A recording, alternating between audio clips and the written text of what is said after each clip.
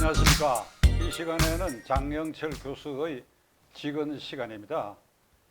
이른바 이재명 지사의 대장동 게이트가 일파만파, 그리고 이재명 지사가 하는 말마다 금세 뒤집어지는 그의 말이 자꾸 거짓말로 탄로나고 하는 이런 사태가 계속돼서 우리 국민들 모두가 아주 언짢고 기분 상하고, 그리고 젊은이들은 특히 이 파동에서 일확천금하는 그저 행태를 보고 분노를 금하지 못하고 있는 이런 상황인데, 문재인 대통령이 지금 실종됐어요.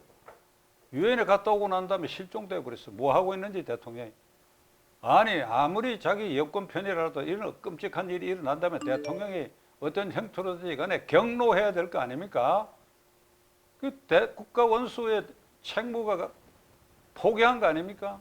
그리고 그 다음에 국민의힘 당은 뭐 당 대표나 원내대표가 뭐 이런저런 그 시세에 맞게 뭐 얘기를 하지만은 당 전체로 봐서는 분노하는 기색이 없어. 분노하는 기색이 없어. 뭐 곽상도 의원 아들이 거기에서 뭐 근무하다가 50억 받은 것 때문에 그게 주눅이 들어서 그런지 이건 전 국민적으로 분노할 일 아니냐 이 말입니다. 그러니까 이런 걸 전제로 했을 때 장 교수께서 지금 벌어지고 있는 이 사태의 그 심층적 분석을 한번 해주시기 바랍니다. 네네. 지난 시간에도 이번 그 대장동 그 비리 사건이 엄청난 이재명 게이트다 이런 취지로 말씀을 드렸는데요. 역시 관건을 업은 도둑들이 헐값에 땅을 사들여서 높은 분양가로 그 바가지를 씌운, 그래서 자기네들이 일확천금하는 이런 사기 사건인데, 이재명 씨 말 맞다나 단군 이래의 최대의 개발 비리 사건이다 이렇게 규명을 할 수가 있겠습니다.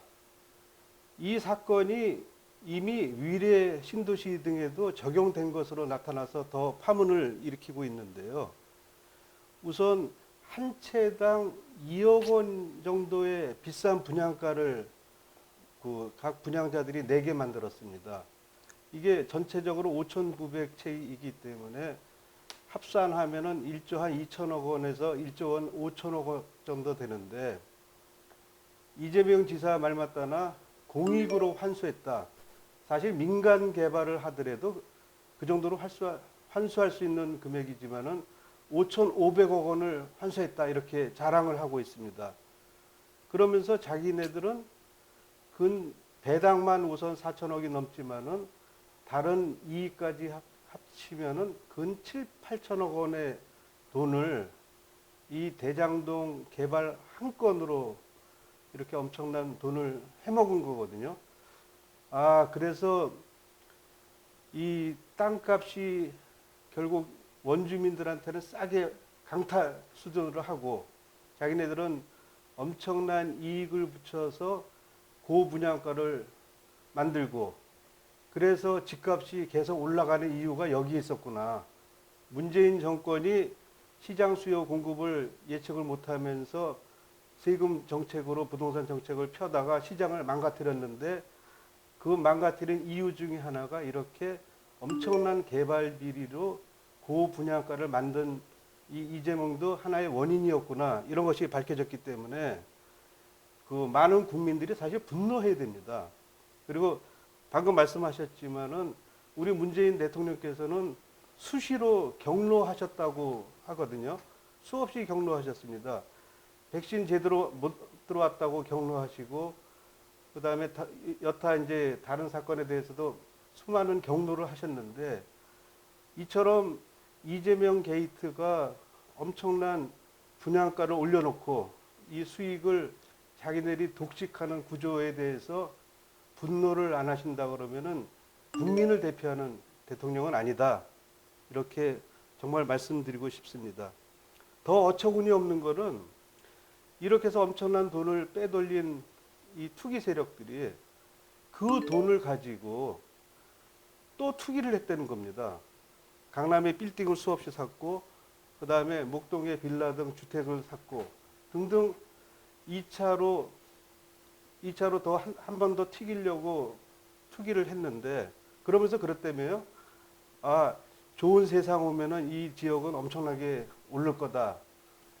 이 전형적인 관권을 업은 투기 세력인데 이 부분에 대해서 문 대통령뿐만 아니라 일반 국민들도 당연히 분노해야 된다 이렇게 생각을 하고 있습니다. 이게 이재명 지사는 계속 반복적으로 얘기하고 있는 것이 공영 개발을 통해 가지고 5,500억 원을 성남시에 귀속해서 이것을 시민에게 되돌려줬다. 이거는 이 개발 역사에 있어서 이렇게 거액을 수익으로 시가 거둬들인 것은 처음 있는 일이라고 해요. 예, 그렇습니다. 근데 그 말 뒤에 숨어 있는 게 그 성남시가 거둬들인 이익보다 훨씬 많은 지금 추산해서 아마 7,500억 정도가 이 민간업자들에게 이게 가져서 그거 갖고 지금 돈 잔치를 하고 있는데 이거 국민들이 이 부분 현혹될 것 같아요. 예. 장 교수께서 한번 좀 이 구조를 짜는 데 있어서 이제 곳곳에 함정을 설치를 한 것 같습니다. 그래서 불쌍하게도 야당의 일부 인사가 이 함정에 빠져갖고 졸지에 이재명 게이트가 국민의힘 게이트다 이렇게 몰아가는 근거가 된 것 같습니다. 그렇지만은 이 엄청난 원천 수익을 올린 사람은 바로 이재명 일당이라고 말씀드릴 수 있지 않겠습니까? 거기서 조금 부스러기 얻어먹은 꼴이 됐는데 이렇게 공직을 맡은 사람들이 함정에 빠진 일이 생긴다는 거에 대해서 참 안타깝게 생각하고 그럴수록 국민의힘은 이 어떻게 보면 바가지를 쓰는 거잖아요. 사실은 죄는 이재명 일당이 저질렀는데 국민의힘한테 덮어 씌우는 이런 일을 분노하지 않고 방치한다는 것은 있을 수가 없다. 곽상도 의원의 아들이 엄청난 성과급을 받았다고 하는데 박근혜 탄핵 주범인 박영수 그 특검의 딸도 역시 근무를 하고 있었는데 성과급을 얼마 받았는지는 밝히지 않지 않습니까? 이런 것들이 균형을 이루지를 못하기 때문에 항상 공정을 생각하는 국민 여러분들께서는 왜 이렇게 온당치 않게 불공정한 비교를 하면서 엎어씌우려고 하느냐 이런 부분에 대해서 명백히 아셔야 될 것 같습니다. 진중권 교수가 이런 말을 어제 그저께 이 사태에 대해서 얘기했습니다. 이재명은 잔머리를 굴려가지고 이게 덮어 씌우기를 하고 있는데 이게 절대 빠져나갈 수가 없다. 그래서 이재명 지사가 이번에 보이는 이 여러 가지 말 바꾸기 행태로 봐가 그의 인격과 인성에 중대한 흠결이 있지 않느냐. 중대한 흠결이 있지 않느냐. 그러니까 이 점에 대해서 장 교수께서 지적을 하고 계신데 그 이 지사의 인격 형성에 있어서 흠결이 되는 요소 그런 게 도대체 어떤 인격을 가졌길래 자꾸 이런 말을 바꾸고 진중권 교수의 이렇게 비판을 받는가 한번 살펴주시죠.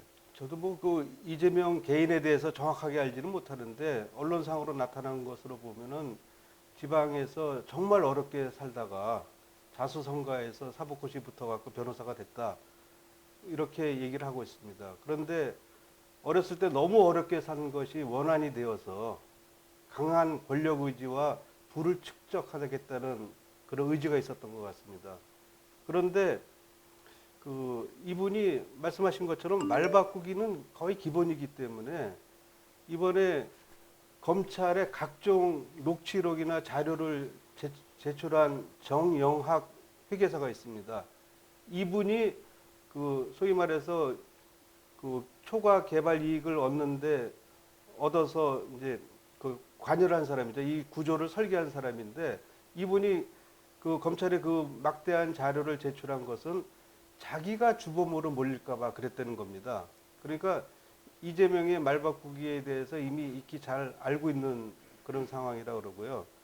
그리고 이제 이재명 그 지사에 대해서는 언론상에 여러 가지 사건들이 나타나고 있는데 친형 뭐 정신병원 감금 사건이라든지 뭐 그다음에 무고 및 공무원 자격 사칭 등 뭐 전과가 4건이나 있고 또 최근에 불거지는 거는 대장동 개발 비리를 추적하는 김사랑이라는 분을 정신병원에 감금하려던 사건 등등 이게 이분한테 대응하면 이게 잘못하다가 정신병원에 갇히겠구나 이런 공포감을 심어줄 정도로 굉장히 그 반격을 많이 한다 그럴까 그런 생각이 많이 듭니다. 아무리 어렵게 자랐다고 하더라도 그 여러 가지로 성공하면서 인격적으로 훌륭하신 분들이 많은데 그런 분들에 비해서는 좀 굉장히 특이한 그런 존재인 것 같습니다. 이재명 지사 관할하에 그 위례 신도시 개발도 대장동 개발과 유사한 의혹이 규모는 적지만은 지금 다시 제기되고 있고, 이번 사건에 어제 그저께 검찰이 뒤늦게 압수수색하는 과정에서 이재명 지사의 측근이고 이 사태의 키맨 중에 하나인 유동규 씨 집을 압수수색할 때에, 이게 원래 압수수색할 때는 대상자의 그 몸부터 수색해야 되는데 이 핸드폰을 창문 밖으로 던져가지고 찾기도 어렵게 됐다. 근데 이에 대한 유동규 씨 변명이 걸작이에요. 제가 무슨 말인지 알아들을 수 없어. 뭐 내가 술을 먹고 나서 이걸 던졌다. 이거하고 이 사건의 본질은 관계가 없다. 이런 항설 수술을 이렇게 하고 있는데, 이게 이 수준의 현재 그 검찰, 경찰의 수사를 국민을 믿을 수 없고, 그러니까 특검을 거부하는 자가 범죄를 실질적으로 인정하는 거 아니냐.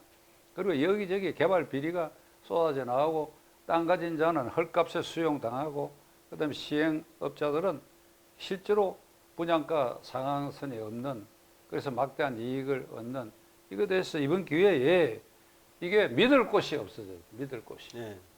그래서 장 교수께서 이것을 위한 국민 대책기구 같은 거, 국민 대책기구 같은 거 제안하셨는데 한번 설명해 주시죠. 그러니까 참 국민들은 의지할 곳이 없는 상황이 됐습니다. 야당은 야당대로 이재명 씨가 엎어 씌우는 대로 그냥 씌움을 당하면서 그 특검을 거부하는 자가 범인이다 이런 말만 하고 아무런 액션을 취하지 못하는 모양새이고, 그다음에 문재인 대통령도 어떻게 보면 지금 검찰을 완전히 수중에 넣지 않았습니까? 말씀하신 대로 중요한 피의자가 휴대폰을 밖으로 던지는데도 전혀 방치가 안 된 상태, 이 정도의 수사력이 있는 것이 현재 검찰의 수준이라고 얘기를 할 수 있는데, 그럼 이런 검찰을 믿고서 제대로 수사가 되겠느냐? 국민들은 정말 의지할 데가 없는 거거든요. 그래서 많은 분들이 분노를 하고 있고, 우선 문 대통령이 경로하지 않으신 데에 대해서 분노를 하고 있고, 그다음에 야당이 꼼짝없이 당하고 있는데도 아무런 행동을 못하고 있는 데에서 분노를 하고 있습니다. 그래서 전 국민이 나서서 이 부분은 막아야 된다.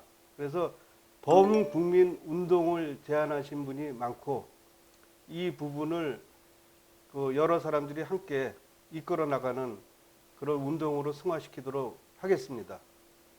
오늘 이 몇 가지 쟁점에 대해서 장 교수께서 여러 가지 좋은 설명해 주셨습니다. 오늘도 이렇게 나와 주셔서 감사합니다. 네, 감사합니다.